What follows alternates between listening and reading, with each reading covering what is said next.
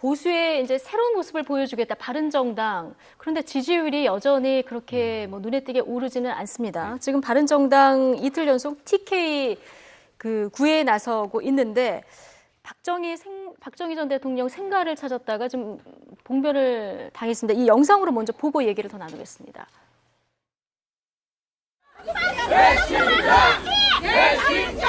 공바람 바꾸자! 다시 돌아가요. 다시 돌아가. 다시 돌아가라고. 여기 국민 오지 마라 말이야. 네. 이해운 대표 TK 민심 회복하겠다고 갔다가 저렇게 또 봉변을 당하고 오네요. 네, 저분들이 뭐 TK 민심 전체를 다 대변한다고 네. 볼 수는 분명히 어려운 거고요. 그러니까 바른정당의 이해운 대표가 왜 TK를 갔는지를 좀 우리가 유심히 살펴봐야 되는 거거든요. 전체적으로 20석을 갖고 있는 바른정당의 정당 지지율과 107석을 갖고 있는 지금 자유한국당의 정당 지지도가 비슷하게 나오는 겁니다. 여기서의 누군가의 보수적통 경쟁에서 살아남는 사람만이 결국은 남는 거거든요. 이게 이제 1차적인 승부가 내년도 지방선거가 있는 거고 그렇죠. 예. 바른정당 같은 경우는요. 지금 현재로서 가장 오른쪽에 있는 지지층들이 자유한국당이 갖고 있다고 보는 건데 이거를 포기하고 왼쪽으로 가는 순간 바른정당이 갈 입지가 없다라고 판단하는 겁니다. 그러니까 왼쪽으로 좌클릭하는 것도 중요하지만 기존의 자유한국당이 점하고 있는 정통적 보수들의 유권자들 마음까지 다 잡지 못하면 바른정당이 갈 길이 없기 때문에 네. 저와 같이 일부 지지층들로부터 외면당할 일은 있을지언정 TK를 비롯한 정통적인 60대 이상 어르신들 이런 분들을 향한 구애는 계속해서 해야만 할 수밖에 없는 그런 상황으로 보입니다. 예.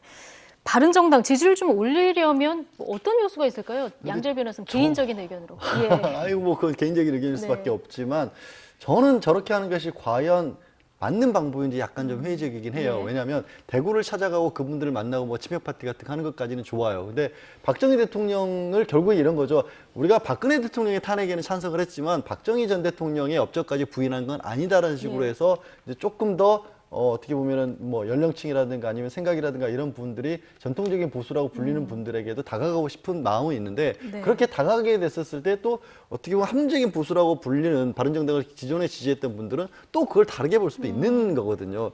그 스펙트럼을 어디로 할지를 정확하게 정해야 되는 게 왜 이 말씀을 드리냐면 홍준표 지금 당 대표마저도 본인이 TK로 가겠다, 대구로 가겠다, 예. 조원진 의원이 있는 지역으로 가겠다라고 할 만큼 저희가 그렇죠. 중요한 지역인 것 같지만 거기서 그쪽과 같이 맞붙는 모습을 보여주게 돼버리면 바른정당이나 자유한국당이나 또 똑같네? 라는 얘기를 또 들을 수도 있는 거거든요. 네. 그래서 그 부분의 설정을 좀 조심스럽게 하셔야 될 필요가 있을 것 대구를 같습니다. 공략하는 것은 그렇게 좋은 방법은 아니다. 공략을 하더라도 과거의 대구의 모습까지 예. 다 끌어안겠다는 건 무리한 욕심이 될 수도 있다는 거죠. 예, 양절 변호사님의 개인 의견에 대해서 최진봉 교수님 어떻게 보십니까? 그러니까 이제 뭐 둘 다 맞는 것 같아요. 두 분이 무슨 예. 말이냐면 원칙적으로 하면 양지열 변호사가 말씀하셨던 것처럼 그렇게 하는 게 맞는데 정치적 상황으로 보면 사실 TK를 포기할 수 없는 상황이고 네. TK 정서는 어쨌든 박근혜 전 대통령에 대해서 부정적인 여론이 있긴 하지만 또 박정희 전 대통령에 대해서는 또 향수가 남아있는 구조니까 이해운 대표 입장에서는 제가 볼 때 정치적 선택을 한 것 같아요.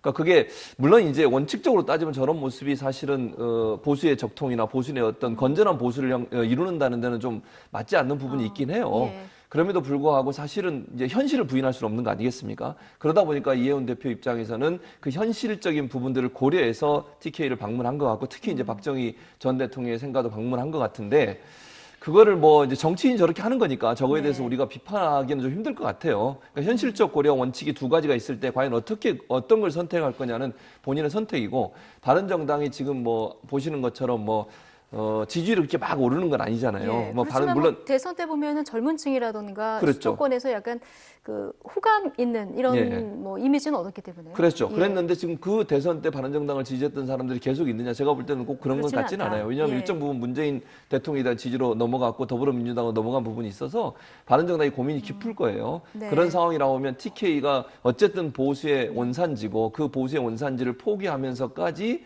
본인들의 어떤 정체성을 내세우는 것이 정치적으로 도움이 안 될 거라는 판단을 해서 아마 네. 저런 행동을 하는 게 아닌가 하는 생각이 듭니다. 예, 얘기를 듣다 보니까 고민이 깊지 않은 정당이 하나도 없는 것 같습니다. 예. 세 분 이야기 여기까지 듣겠습니다. 김병민 경희대 개원 교수 그리고 양절 변호사 최진봉 성공회대 교수와 함께했습니다. 고맙습니다.